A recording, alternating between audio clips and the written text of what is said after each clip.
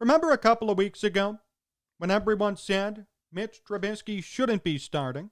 Trubisky's a bust. Nick Foles gives the team the best chance to win. Does anyone remember that? Is it only me? Maybe it is. Who am I kidding anyway? Nick Foles is a great quarterback, right? Outstanding. Hell of a player.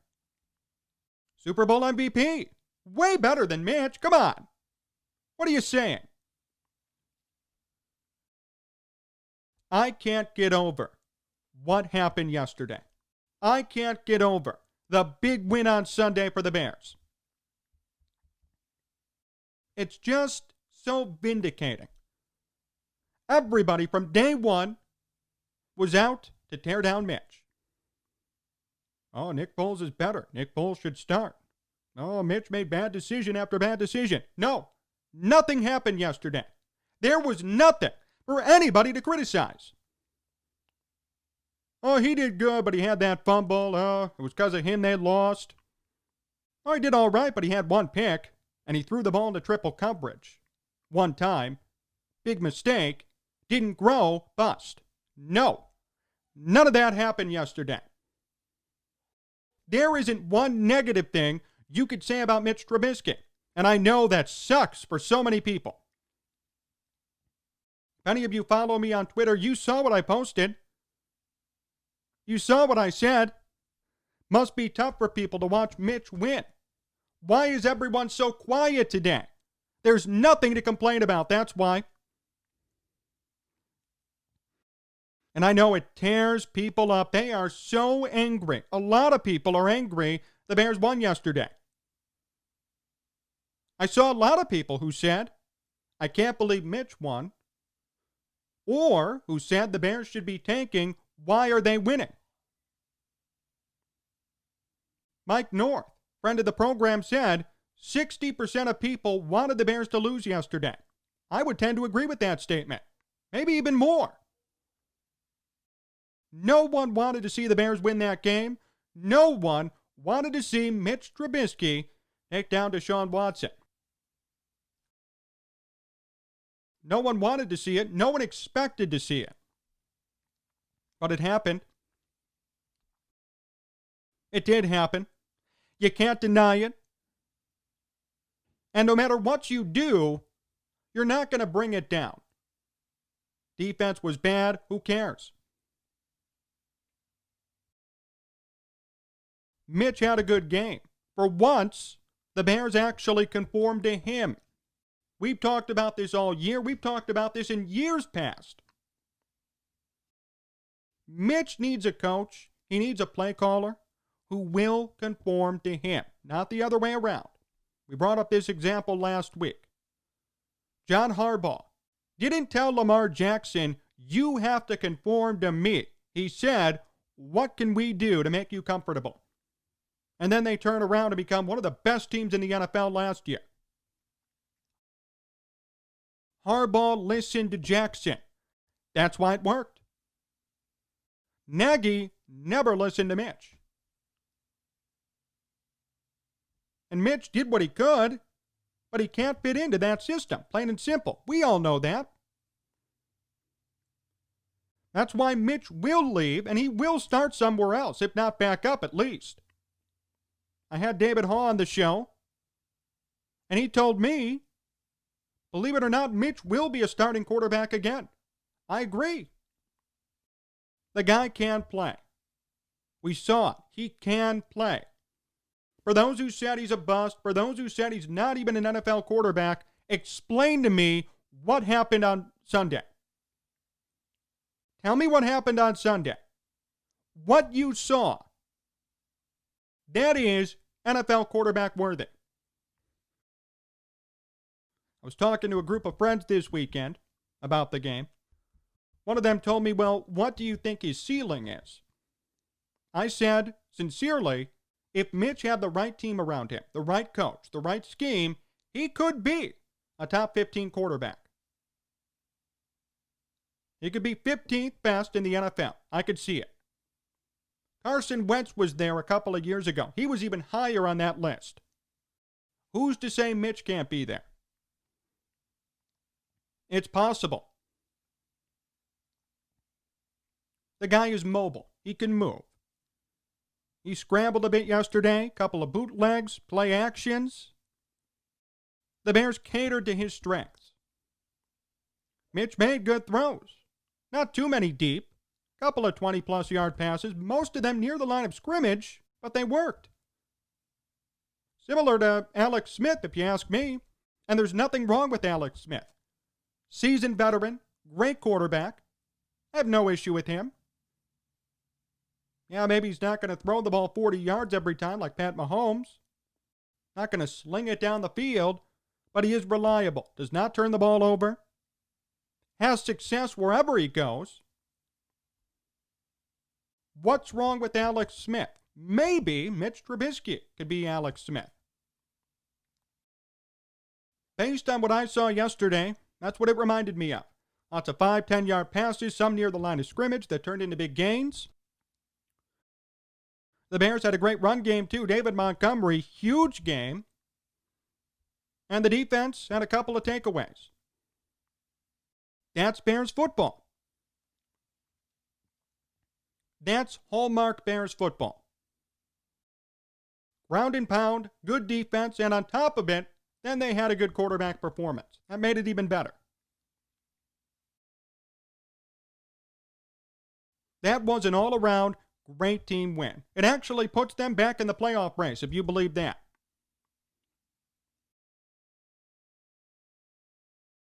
I know no one wants the Bears to make it. I know everyone wants to see this team just completely implode and crash down, and they want moves to be made. Remember last week?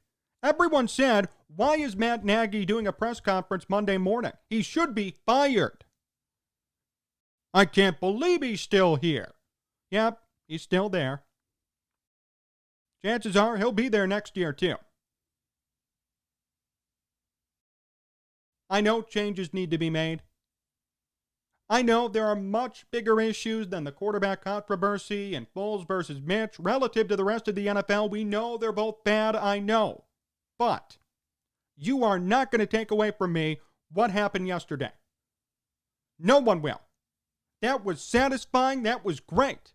And I challenge all of you who come after me week after week and say, Mitch sucks. What are you watching? Did we watch the same game? I challenge you to look back and think to yourselves, would Nick Foles have done that? Or how would I be reacting if Nick Foles had done that? I guarantee you, if Foles played yesterday and he won, the reaction would be completely different. Completely different. Everyone would be celebrating.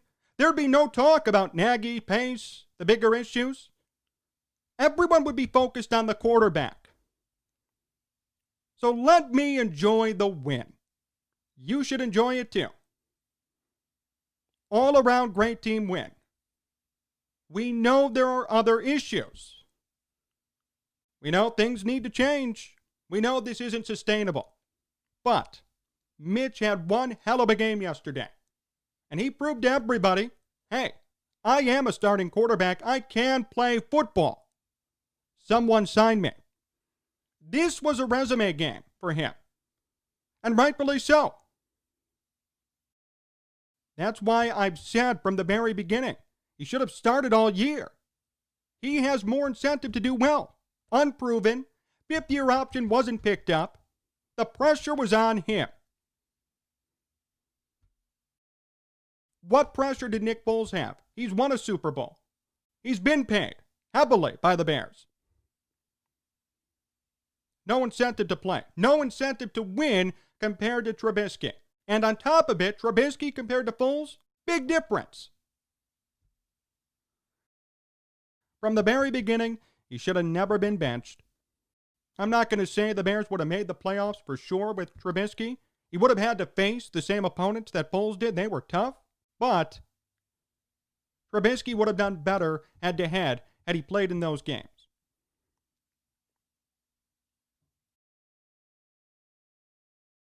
I advise all of you, do yourselves a favor. Stop rooting against the Bears. Stop rooting against Trubisky. It's unhealthy, and it's just wrong. It's so wrong. Changes will still be made. Hey, this past year, Rick Renteria led the White Sox to the playoffs for the first time since 2008. What is he doing today? Checking the newspaper in the want ads. He's fired. It's over. For those who actually believe nothing's going to change if they make it, I really hope they lose. I hope Trubisky's gone. I hope they're all gone. Changes will still be made. Trubisky's not going to get re-signed. We know that. We know that already. His option was not picked up. I wouldn't pay him a penny. He will go somewhere else. He will succeed. And everyone will feel horrible that they didn't believe in him. Fine. We have to think about this logically and look back on history before we come to a rational conclusion. Everybody's saying, I want the Bears to lose. I want them to suck. That's the only way changes will be made. Not necessarily. Changes will be made regardless. They will. They have been before. Lovie Smith went 10-6. He got fired. Changes will be made. So if I were you, if I were a Bears fan actually rooting for them to lose, you need to get your priorities straight. Why root for a loss? Changes are coming regardless. If I were you, I'd hope for a playoff appearance, sincerely. I'd hope for a 9-7 playoff berth. Because what's going to happen is if they get in, the Bears, they're going to be eliminated round one. Then there will be change. At this point, you've got players, coaches, GMs, coaching for their careers, playing for their careers. Now, who in their right mind would root against that? Who in their right mind would say, I really hope Trubisky blows it?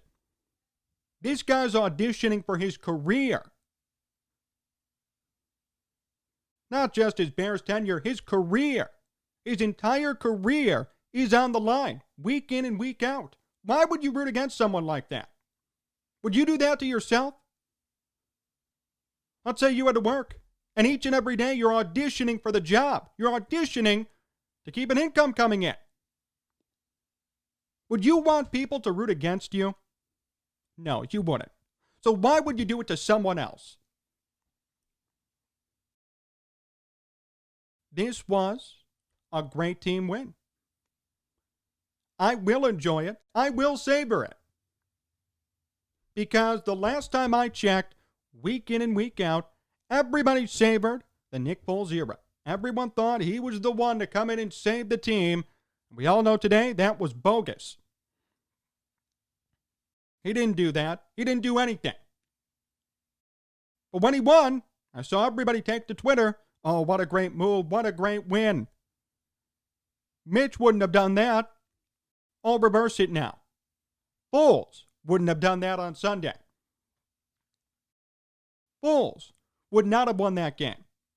Or maybe he would have, but it would not have been at the margin it was. Maybe the Bears would have squeaked it out, sure, but it wouldn't have been a domination. It wouldn't have been a definitive win. There would have been questions. That's something that needs to be said. If the tables were turned, you'd all be celebrating. And I know it. You could deny it, but I know it. We'd all be celebrating. So why are we not celebrating when the opposite happens? Why are we not cheering on a guy who's playing for his career? We cheer on Nick Foles, who's already accomplished everything he could have wanted, and a guy who's definitely a stopgap, washed-up QB, but we're not cheering on the young guy still trying to prove himself, still trying to tell people, hey, I belong. Please give me a chance. How wrong is that? We're cheering on some stopgap, washed-up quarterback who's already achieved what he's needed to achieve in the NFL, and we're degrading, bringing down week after week a guy who's playing for his life. What a joke. What a joke. How wrong is that? But that's the way Bears fans operate, unfortunately, and there's nothing you can do about it. We know changes need to be made. It all starts at the top. I've heard it 100 times. It's true. I agree. But you can't deny what happened on Sunday. I know Nagy needs to go. Pace needs to go. Trubisky needs to go. Everybody needs to leave. Clean house. Rebuild. But what happened on Sunday should be cause for celebration. Not pessimism. Not cynicism. Not degradement. Celebration. It was a nice, feel-good team win. And it could have gone the other way easily.